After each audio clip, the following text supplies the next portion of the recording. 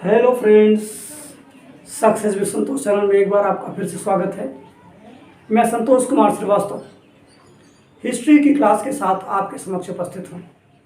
कल मैंने आपको मॉडर्न हिस्ट्री में अंग्रेज़ों का आगमन पढ़ाया था और कल मैंने कहा था कि हम आपकी पेट स्पेशल क्लास शुरू करने वाले हैं। तो आज हम पेट स्पेशल क्लास शुरू करने जा रहे हैं। पेट स्पेशल क्लास में हिस्ट्री का पहला टॉपिक हड़प्पा सभ्यता दिया हुआ है, यानी सिंधु नदी घाटी की सभ्यता से हमें स्टार्ट करना है। तो पेट स्पेशल का क्या आशय है कि हम इसमें सारे टॉपिक जो पेट के हैं वो लेंगे, वही पढ़ाएंगे, लेकिन पेट के साथ साथ अदर एग्जाम्स के लिए ये उतना ही उपयोगी होगा जितना पेट के लिए है, क्योंकि इसमें हम सारे कॉम्पिटिशन्स के कोर्स को समाहित करेंगे। यानी पेट इससे बाहर जाएगा ही नहीं और अदर कंपटीशन देने वालों के लिए भी ये रामबाण होगा। क्लास शुरू करने से पहले हम आपसे रिक्वेस्ट करते हैं कि आप हमारे चैनल को लाइक, सब्सक्राइब और शेयर कीजिए।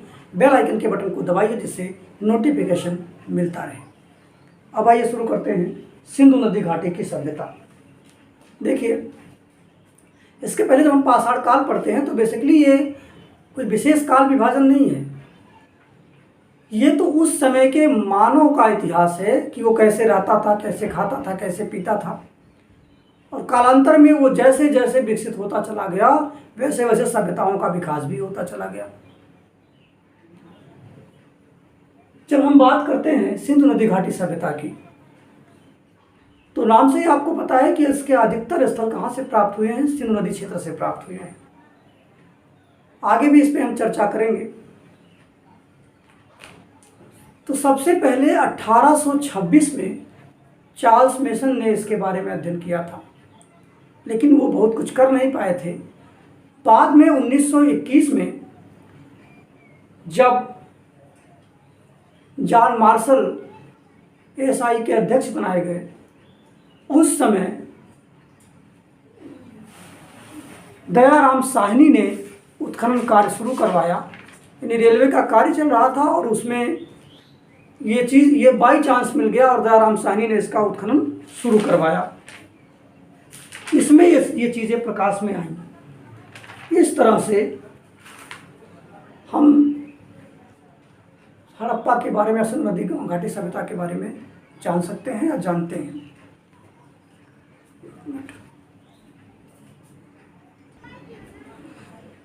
तो आपको हमने पिछले क्लास में भी बताया था, पाषाण काल में ही इस चीज़ को बताया था कि 1904 में लॉर्ड कर्जन के समय में पुरातत्व विभाग की स्थापना हुई थी और बाद में इसके जो महानिदेशक बने पुरातत्व सर्वेक्षण विभाग के, वो कौन बने? जॉन मार्शल बने।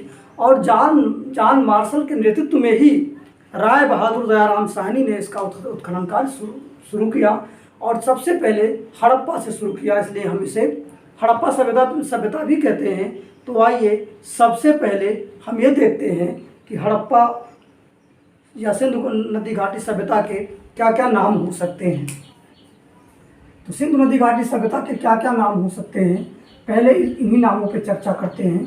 तो ये हो गया हड़प्पा सभ्यता। हड़प्पा सभ्यता के बाद सिंधु नदी घाटी की सभ्यता।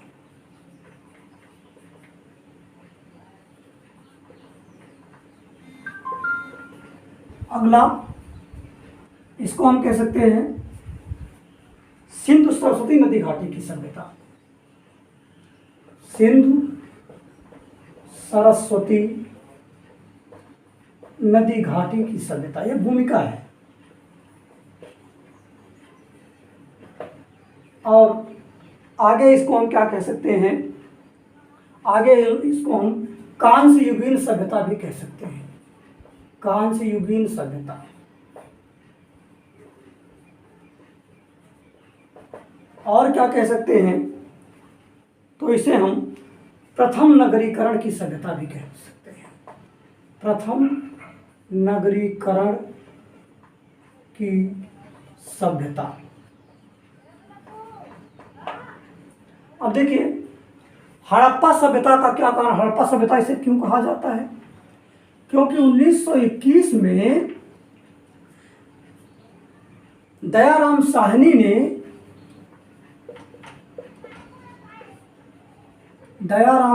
ने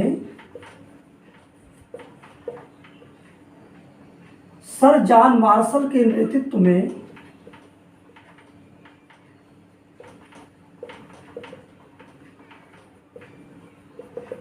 इसका उत्खनन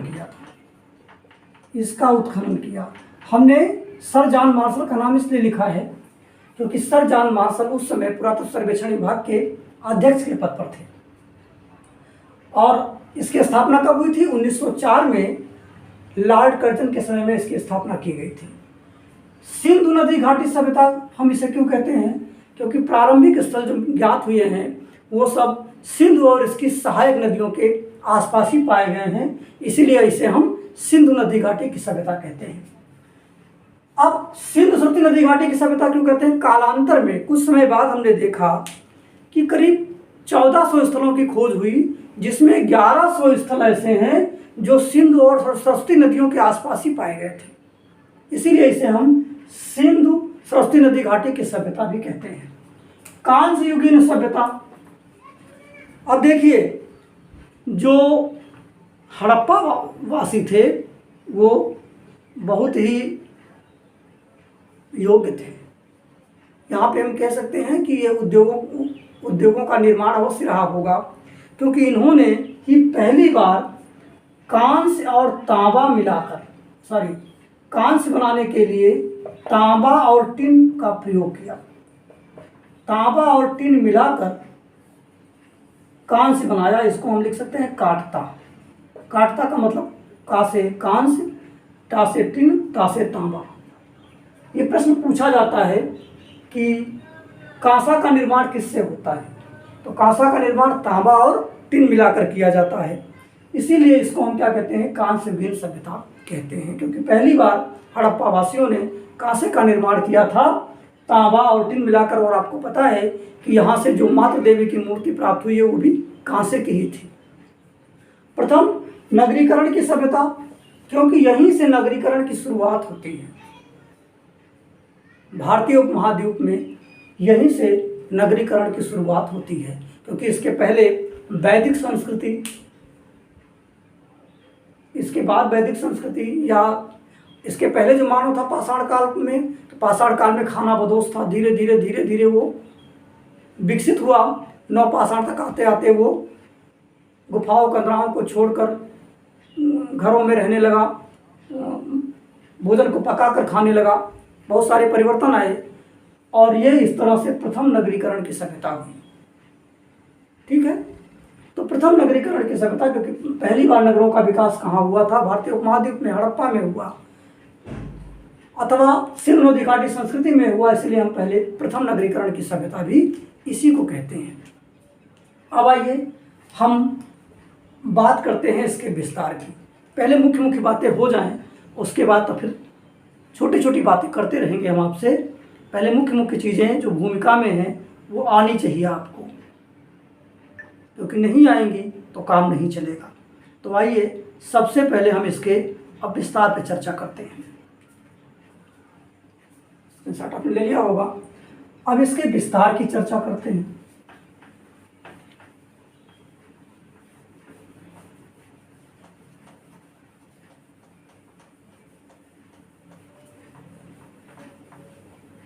आइए अब इसके विस्तार की चर्चा करते हैं। विस्तार, अब इसके विस्तार की चर्चा करते हैं। जब विस्तार की चर्चा करते हैं तो हमें पता है कि सबसे उत्तर, सबसे दक्षिण, सबसे पूरब, सबसे पश्चिम कौन है, हम इसी की चर्चा करेंगे। तो आपको पता है ये नॉर्थ है, ये साउथ है, ये ईस्ट है और ये वेस्ट है। ठीक, तो हम इसकी चर्चा करते हैं। तो सबसे उत्तरी बिंदु, सिंधु नदी घाटी सभ्यता का सबसे उत्तरी बिंदु कौन सा माना जाता है? जम्मू कश्मीर में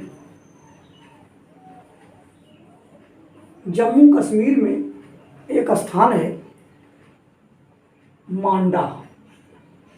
जम्मू कश्मीर में एक स्थान है मांडा। इस मांडा को ही हम सबसे उत्तरी स्थल मानते हैं। इस मांडा को ही सबसे उत्तरी स्थल मानते हैं। और ये मांडा किस नदी के किनारे है? तो ये मांडा चिनाब नदी के किनारे है। ये मांडा चिनाब नदी के किनारे है। अब देखिए विस्तार इसका कहाँ कहाँ है भारतीय उपमहाद्वीप में। भारत में इसका विस्तार है, पाकिस्तान में इसका विस्तार है,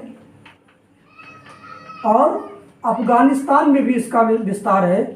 2 स्थान यहीं पे देख लीजिए ताकि ये भी संशय मिट जाए। 2 स्थान कौन कौन से 2 स्थान? कौन कौन से 2 स्थान? मुंडीगाक और सुरतुघोई। मुंडीगाक 2 स्थान, मुंडीगाक और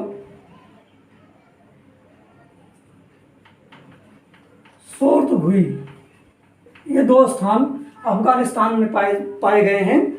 बाकी सब कहाँ पाए गए हैं? भारत और पाकिस्तान के क्षेत्र में पाए गए हैं। तो आइए अब हम देखते हैं भारत। ये हमने क्या देखा? सबसे उत्तरी बिंदु देख लिया हमने। अब आइए सबसे दक्षिणी बिंदु की चर्चा करते हैं। तो सबसे दक्षिण में है दैमाबाद। सबसे दक्षिण में है दैमाबाद। सबसे दक्षिण में है दैमाबाद। दैमाबाद के बारे में देखिए, किसी किसी बुक में ये गोदावरी नदी के तट पर लिखता है, कहीं कहीं नर्मदा के तट पर लिखता है, कहीं कहीं प्रवरा नदी के तट पर लिखता है। ठीक है ना? तो ये दैमाबाद सबसे दक्षिणी बिंदु है किसका? सिंधु नदी घाटी सभ्यता का। अब देखिए उत्तर से दक्षिण की दूरी भी देखिए। ये उत्तर से दक्षिण की दूरी करीब 1400 किलोमीटर है। उत्तर से दक्षिण की दूरी लगभग 1400 किलोमीटर है। अब सबसे पूर्वी बिंदु की बात करते हैं। तो सबसे पूर्वी बिंदु कहाँ है? आलमगीरपुर। क्या नाम है इसका? आलमगीरपुर। और आलमगीरपुर कहाँ है? यह उत्तर प्रदेश में है। दैमाबाद कहाँ है? यह महाराष्ट्र में है। आलमगीरपुर कहाँ है? उत्तर प्रदेश में है। और यह किस नदी के किनारे है? यह हिंडन नदी के किनारे है। आलमगीरपुर किस नदी के किनारे है? हिंडन नदी के किनारे है। और हिंडन नदी के किनारे है। और हम सबसे पश्चिमी बिंदु की बात करते हैं। तो सबसे पश्चिमी बिंदु यहाँ का है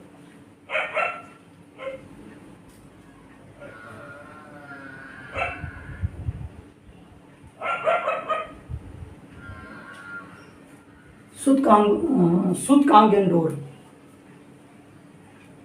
यह है बलूचिस्तान में। सबसे पश्चिमी बिंदु कहाँ है? बलूचिस्तान में। सबसे पश्चिमी बिंदु कहाँ है? बलूचिस्तान में सुदकांगेंडोर।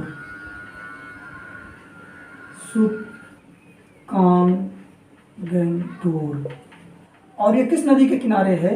ये दाश्क नदी के किनारे है। ये दाश्क नदी के किनारे है। इस तरह से इसका विस्तार हम देखते हैं। उत्तर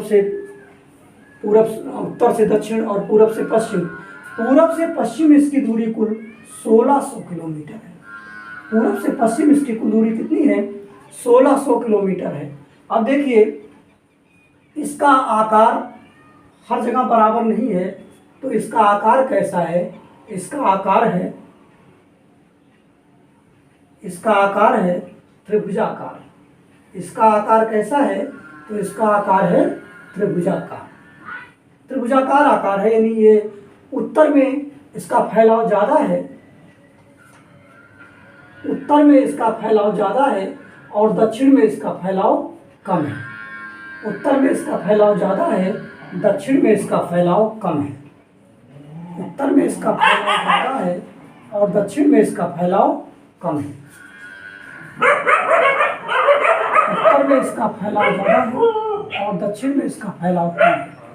इस तरह से इसका आकार जो है वो त्रिभुजाकार है। क्षेत्रफल लगभग 13 लाख वर्ग किलोमीटर, 12,99,000 समथिंग है। तो इसको हम 13 लाख वर्ग किलोमीटर लगभग मानते हैं। इसका क्षेत्रफल है। ये हो गया आपका, इसके विस्तार की चर्चा हो गई। इसमें मुख्य बातों की चर्चा हम और करना चाहेंगे। लिपि के बारे में हम चर्चा करते हैं। लिपि के बारे में आज हम चर्चा कर लेते हैं। तो जब हम लिपि की चर्चा करते हैं उससे पहले इसका स्क्रीनशॉट ले लीजिए। आइए हम लिपि की चर्चा करते हैं। हमने आपको बताया था कि इतिहास का जो विभाजन था, जब हम उसकी बात कर रहे थे, कालखंड के विभाजन की बात कर रहे थे, तो हमने आपको बताया था 3 प्रकार का। एक क्या था? एक ऐसा था कि जिसमें आदमी बर्बर था, उसे किसी चीज़ का कोई भी ज्ञान नहीं था, खाना बदोश था, और उसके बारे में वो ज़्यादा ज्ञान हमें नहीं प्राप्त होता है। प्रागैतिहासिक काल बताया था और आद्य ऐतिहासिक काल बताया था। तो हम लिपि की चर्चा इसलिए कर रहे हैं क्योंकि जो सिंधु नदी घाटी की सभ्यता है यह आद्य ऐतिहासिक काल से जुड़ी हुई है। आद्य ऐतिहासिक काल कहाँ से? कि हमें साक्ष्य तो मिलते हैं लेकिन हम उसे पढ़ नहीं सकते हैं, हम उसे पढ़ नहीं पाते हैं, हमें उसका ज्ञान ही नहीं हुआ है। तो इसलिए हम लिपियों की चर्चा करते हैं। तो सिंधु नदी घाटी में 64 मूल चिन्ह मिले हैं। 64 मूल चिन्ह हैं, 64 मूल चिन्ह मिले हैं। और साथ ही क्या मिले हैं? 250 से 400 तक अक्षर, 250 से 400 तक अक्षर। और ये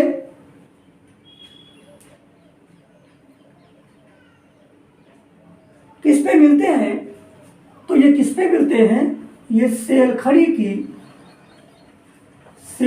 की आयताकार, सेलखड़ी की आयताकार मुहरों, ताबों, सेलखड़ी की आयताकार मुहरों, ताबों की गुटिकाओं पर मिलते हैं, की गुटिकाओं पर मिलते हैं, की गुटिकाओं पर मिलते हैं। इनकी लेखन प्रणाली कैसी मानी गई है? हम इसको पढ़ नहीं सके हैं, लेकिन जो चिन्ह और अक्षर मिले हैं उसके आधार पर हम लेखन प्रणाली को जान सकते हैं। तो यह अक्षर सूचक मानी गई है। साधारणतः ये अक्षर सूचक मानी गई है। साधारणतः कैसी मानी गई है? अक्षर सूचक मानी गई है। इसका सबसे पुराना नमूना, हड़प्पा सभ्यता का सबसे पुराना नमूना कब प्राप्त हुआ था? सबसे पुराना नमूना हमें 1853 में ही मिल गया था, जब रेलवे की खुदाई हो रही थी, रेलवे का कार्य चल रहा था। और 1923 तक पूरी लिपि प्रकाश में आ गई थी। पूरी लिपि प्रकाश में आ गई थी। पूरी लिपि प्रकाश में आ गई थी। हड़प्पा लिपि भाव चित्रात्मक है। हड़प्पा लिपि कैसी है? भाव चित्रात्मक। हड़प्पा लिपि कैसी है? भाव चित्रात्मक। ये प्रश्न पूछा जाता है। तो ये भाव चित्रात्मक नहीं, अंग्रेजी में पूछ लिया जाता है, जिसे पिक्टोग्राफ कहते हैं। इसे क्या कहते हैं? पिक्टोग्राफ कहते हैं। ये प्रश्न इस रूप में आपसे पूछ लिया जाता है, तो इतना याद रखिएगा। अब इनकी लिखावट कैसी थी? दाईं ओर से बाईं ओर। लिखावट कैसी प्रतीत होती है? दाईं ओर से बाईं ओर, दाईं ओर से बाईं ओर, दाईं ओर से बाईं ओर। ठीक। अब देखिए,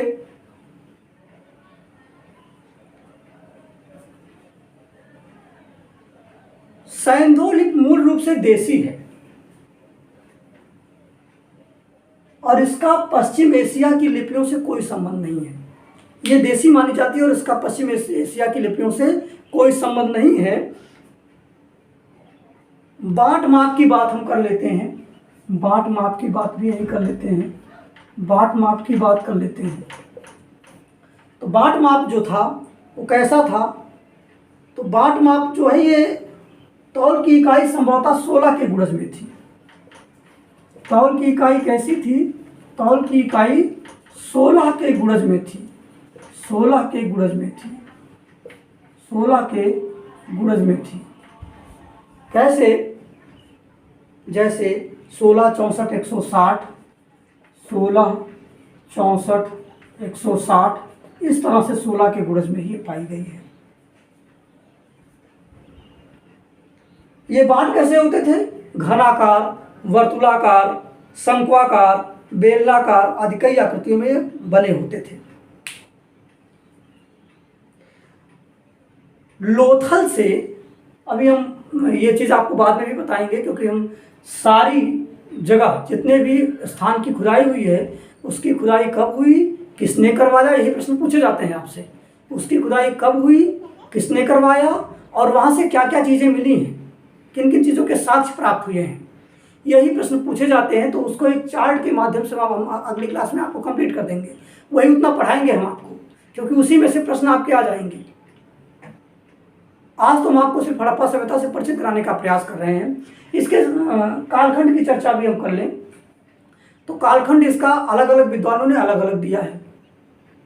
जो ऑथेंटिक माना जाता है वो है 2350 ईसा पूर्व से 1750 ईसा पूर्व, क्योंकि कार्बन डेटिंग के माध्यम से जो पता किया गया है वो यही है, 2350 से 1750 ईसा पूर्व इसकी अवधि मानी जाती है। और बाकी अलग अलग विद्वानों ने अलग अलग दिए हैं। ये प्रश्न बड़ी एग्जाम में पूछे जाते हैं, वनडे एग्जाम्स में ये प्रश्न कम पूछे जाते हैं, तो इसमें हम कोई विशेष चर्चा नहीं कर रहे हैं। हाँ, चर्चा हम स्थान की जरूर करेंगे, क्योंकि छोटे एग्जाम में स्थान की चर्चा होती है कि किस जगह से क्या क्या चीज़ें प्राप्त हुई हैं, उनके साक्ष्य क्या है, उनकी खुदाई कौन कराया। तो ये सारी चीज़ें हम आपको अगली क्लास में लाके उसको कंप्लीट कर देंगे। यहाँ पे हम कुछ चीज़ें आपको दिखा रहे हैं। लोथल से संभवतः हाथी के दांत का बना हुआ एक स्केल प्राप्त हुआ है। संभवतः इससे लंबाई नापी जाती रही होगी। ये स्केल के साक्ष्य हैं। बाट माप में ये किसके साक्ष्य हैं? लंबाई नापने के लिए स्केल के साक्ष्य हैं।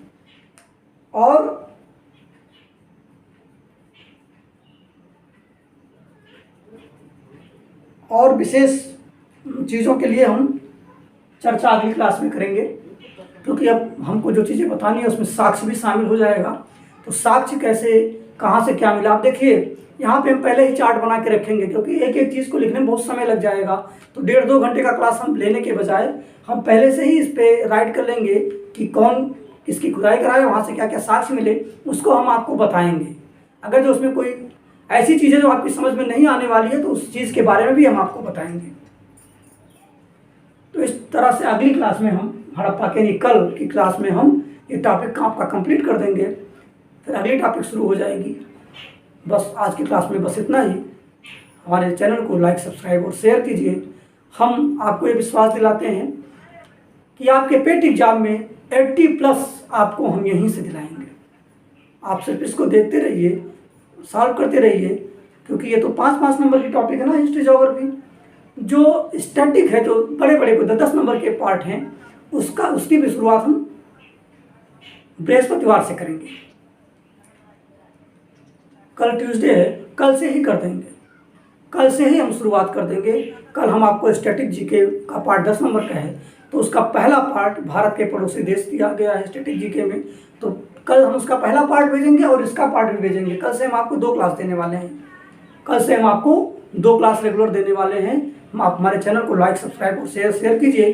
बेल आइकन के बटन को दबाइए जिससे नोटिफिकेशन आपको मिलता रहे। आज की क्लास में बस इतना ही। धन्यवाद।